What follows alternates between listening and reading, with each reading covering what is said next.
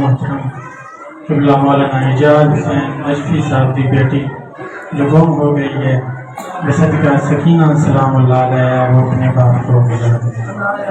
کریم خالق اور بھی جو مومنین جن مشکلات میں ہیں ان کی مشکلات دور کر دیں، ایسی صلوات پڑھیں کہ ساری دعائیں قبول ہو جائیں۔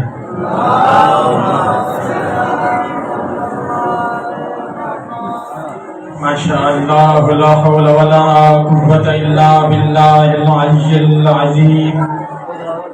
بسم اللہ الرحمن الرحیم، الحمد للہ رب العالمین، والعاقبۃ للمتقین والجنۃ للمؤمنین، والنار للکافرین والمنافقین۔ الصلاۃ والسلام علی سیدنا ونبینا وطبیب قلوبنا وشفیع ذنوبنا ابی القاسم محمد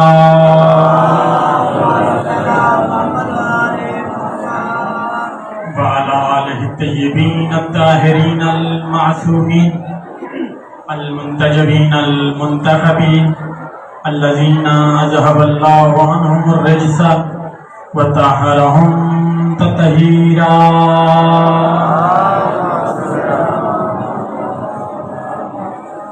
اما بعد فقط قال اللہ تبارک و تعالی فی کتاب المجید وفرقان الحمید وقولہ الحق۔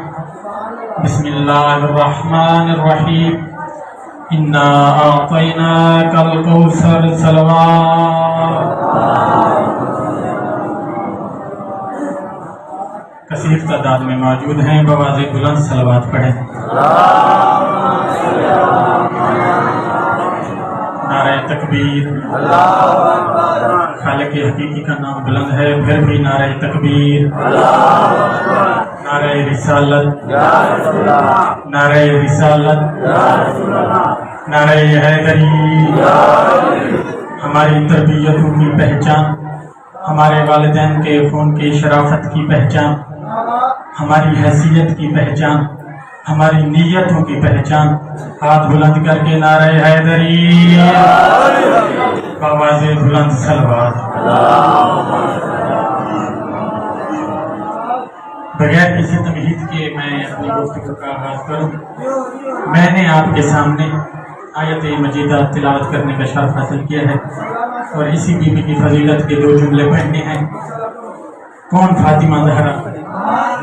میں کہتا رہتا ہوں وہ بی بی جس کی معرفت کی بلندیوں کو پہچاننے کے لیے انسانی ادراک ناکافی ہے، بلکہ اس طرح کہوں جہاں انسانی ادراک کی حدوں کی انتہا ہوتی ہے وہاں سے معرفت زہرا کے آسمان کی ابتدا ہوتی ہے۔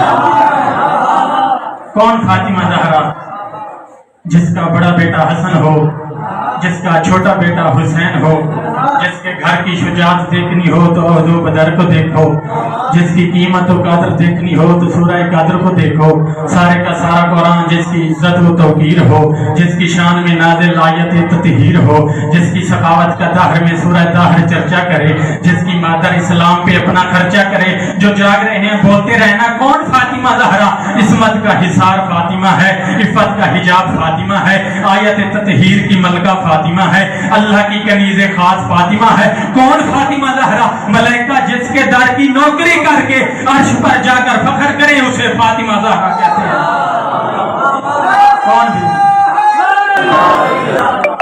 کون فاطمہ زہرا؟ گھر کی زینت فاطمہ ہے، سورہ کوثر کی تفسیر فاطمہ ہے، ہم گفتار نبی فاطمہ ہے، ہم کردار نبی فاطمہ ہے۔ کوئی عام نبی نہیں، وہ نبی جس کے بارے میں قرآن اپنی زبان میں کہیں طٰہٰ، کہیں یاسین، کہیں سراج منیر، کہیں بشیر، کہیں نذیر، کہیں مزمل، کہیں مدثر کہتا ہوا نظر آتا ہے۔ اتنی بڑی عظمت کا مالک نبی جس بی بی کی آمد پر اپنی مسند چھوڑ کے کھڑا ہو جائے اسے فاطمہ زہرا کہتے ہیں، اسے فاطمہ زہرا کہتے ہیں۔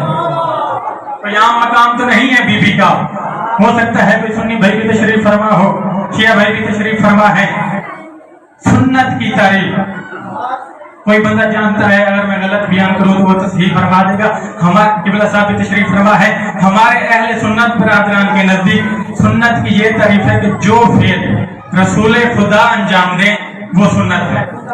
اہل سنت برادران کے نزدیک یہ فعل سنت ہے، لیکن ہمارے شیعوں کے نزدیک سنت کی تعریف میں عمومیت پائی جاتی ہے. وہ کیسے؟ قول معصوم، فعل معصوم، تقریر معصوم. وہ کام جو معصوم نے کہا ہو، کیونکہ ہمارے نزدیک امام بھی ویسے معصوم ہے جیسے نبی معصوم ہوتا ہے. فعل معصوم، قول معصوم، تقریر معصوم.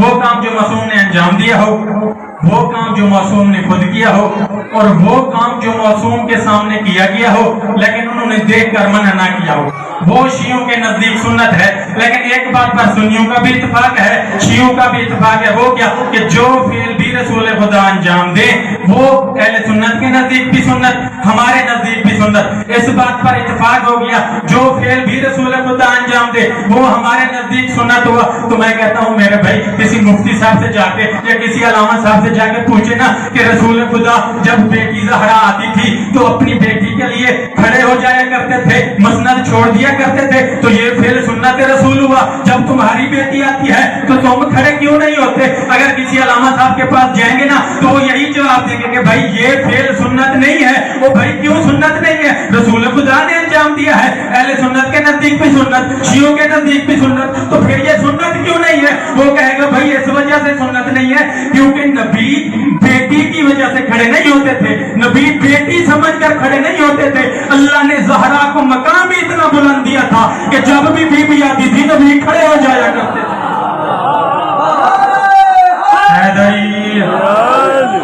بیٹی سمجھ کر تو کھڑے نہیں ہوتے تھے، مقام زہرا دیکھ کر کھڑے ہو جایا کرتے تھے.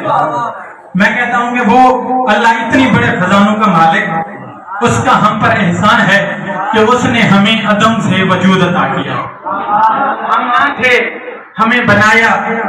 نہ بناتا تو کیا کرتے؟ لڑ پڑتے. ہوتے ہی نہ تو لڑتے کیسے؟ احسان ہے نا اس نے کہ اس نے ہمیں عدم سے وجود عطا کیا. پھر اس بے دل کے دل میں خیال آیا، اس نے سوچا کچھ اور گرم کر دوں. پھر اس نے ہمارے سر پہ تمغہ شرافت سجا کے ہمیں اشرف المخلوقات بنا دیا. جب اشرف المخلوقات بنا دیا پھر اس نے سوچا کچھ اور گرم بھی ہو جانا چاہیے. پھر اس نے ہمیں منزل تسلیم پر فیض کر کے ہمیں مسلمان بنا دیا. پہلے وجود عطا کیا، پھر انسان بنایا، پھر مسلمان بنایا. پھر اس نے سوچا اب یہ جو مسلمان بن گئے ہیں ان پہ بھی تو کچھ کرم ہو جانا چاہیے. پھر اس نے منزل تسلیم سے منزل ایمان پر فیض کر کے ہمیں مومن بنا دیا. اب جب مومن بن گئے پھر اس کے دل میں خیال، بے دل کے دل میں خیال آیا کہ کچھ اور کرم ہو جانا چاہیے. پھر اس نے منزل ایمان سے منزل ایقان پر فیض کر کے ہمیں یقین جیسی نعمت عطا کر دی.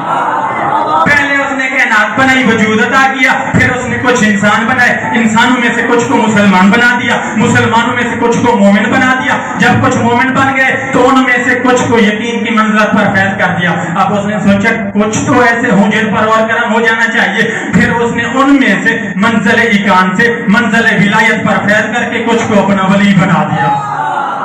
جب کچھ ولی بن گئے پھر اس نے پوری دنیا کو دیکھا، کہا ان میں سے بھی تو کنہیں پر کرم ہو جانا چاہیے. پھر اس نے منزل ولایت سے پوری دنیا میں سے 1,24,000 کو چن کر منزل رسالت پر فیض کر کے ان کو اپنا رسول بنا دیا.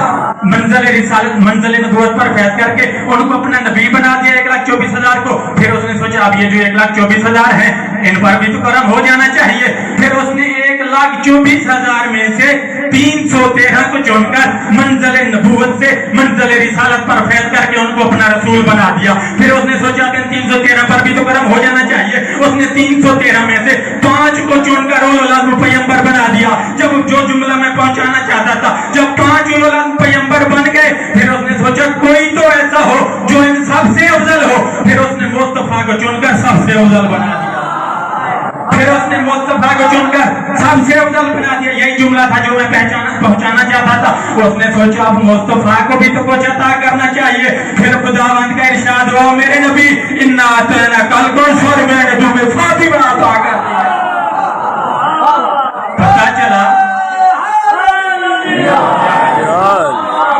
پتہ چلا فاطمہ جیسا تحفہ خدا سے حاصل کرنے کے لیے نبی کو مقام افضلیت پر ہے.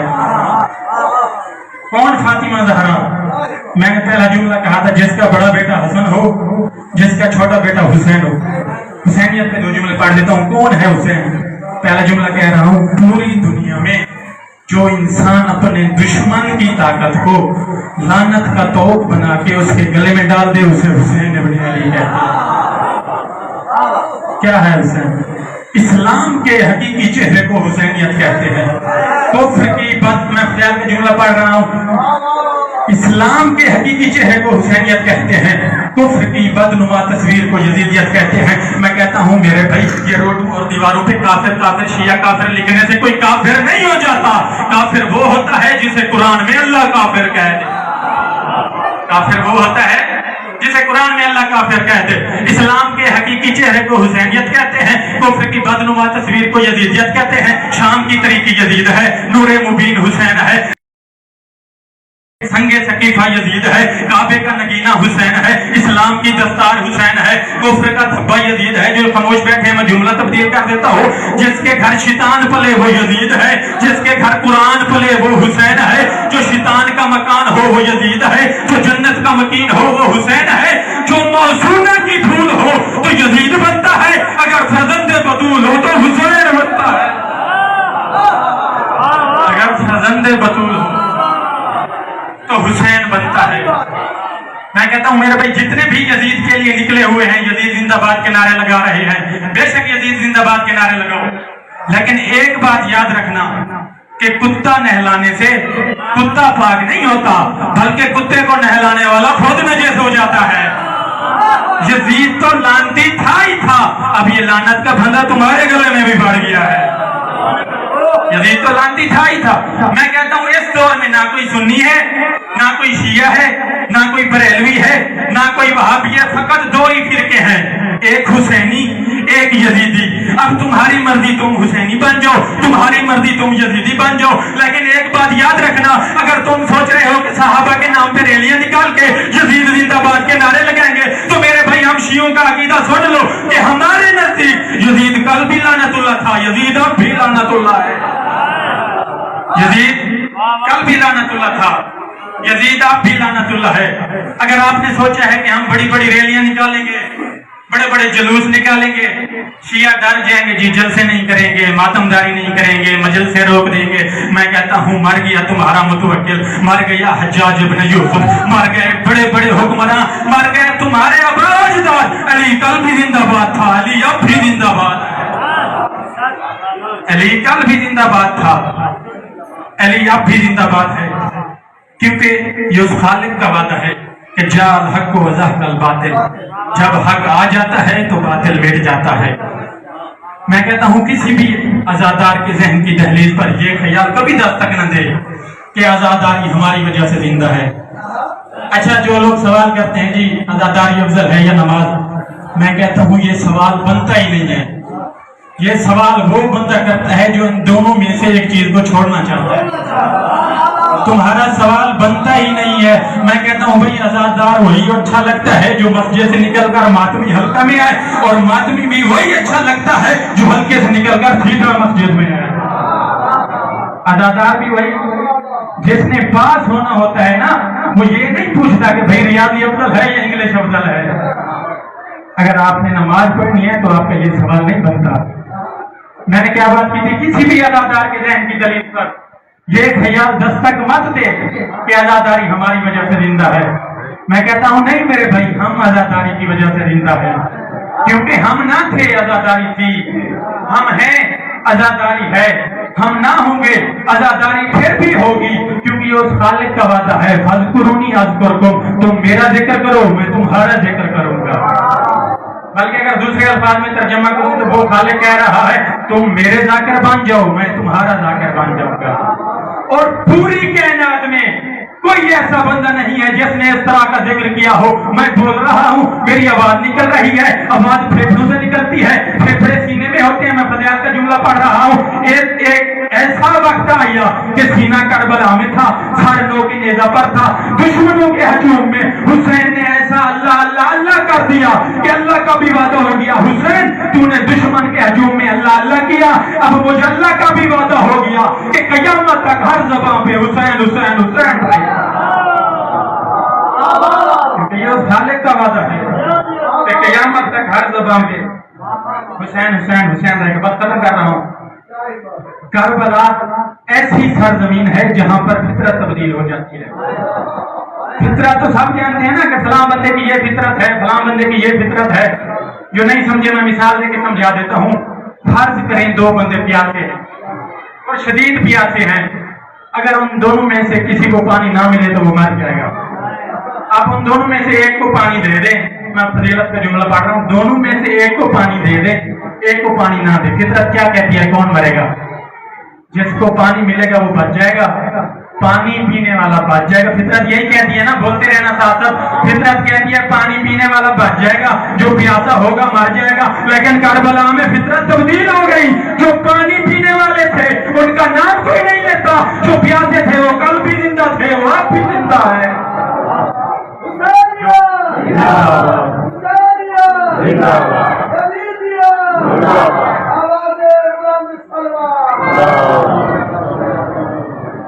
کیا ہے کربلا؟ جہاں تیر ہار جائیں، تلواریں ہار جائیں، لہو جیت جائے اسے کربلا کہتے ہیں۔ جہاں لاکھوں ہار جائیں، 72 جیت جائیں اسے کربلا کہتے ہیں۔ اگر آپ کی سماعت کا معیار اتنا بلند ہے تو میں جملہ کہہ دیتا ہوں، جہاں ہرملہ ہار جائے، اصغر جیت جائے اسے کربلا کہتے ہیں۔ جب یزید کے دربار میں بی بی آئی تھی نا، تو بی بی کے ہاتھ میں رسیاں تھی، بی بی نے یزید کی طرف ایسے دیکھا اور کہا یبنۃ القاع، وہ ہمارے آزاد کردہ غلام کی اولاد۔ جب بی بی نے یہ جملہ کہا نا تو وہ مضطرب تھا، بی بی مطمئن تھی، کسی کو پتہ ہی نہیں چل رہا تھا قیدی وہ ہے یا قیدی یہ ہے، کسی کو پتہ ہی۔ علی کی بیٹی تھی نا، جب بولی اپنے بابا کے لہجے میں، اور یزید جتنے ظلم کرنے ہیں ہمارے اوپر کر لے، جتنے ستم کرنے ہیں ہمارے اوپر کر لے، جو ظلم کی بجلی گرانی ہے ہمارے اوپر گرا دے، لیکن یزید ایک بات یاد رکھنا، علی کی بیٹی وعدہ کر کے جا رہی ہے کہ قیامت تک تمہارا نام لینے والا کوئی نہیں ہوگا، میرا حسین کل بھی زندہ تھا، میرا حسین اب بھی زندہ ہے۔ یہ آپ کی عقیدت ہے کہ آپ کے آنسو آ گئے ہیں؟ میں مسائل کی طرف ہوں، میرا حسین کل بھی زندہ تھا، میرا حسین اب بھی زندہ ہے۔ جتنے فضائل تھے مولا کی اس سے کہیں زیادہ دکھ دی ہیں نانے کی امت نے۔ اجڑ گیا ہے محمد کا گھرانہ۔ رونے والے عزادارو، بس 2 جملے مسائل کے پڑھنے ہیں۔ جب کوئی بھائی بہن کو کہے نا کہ بہن میرا آخری سلام، تو بہن اسی وقت مر جاتی ہے۔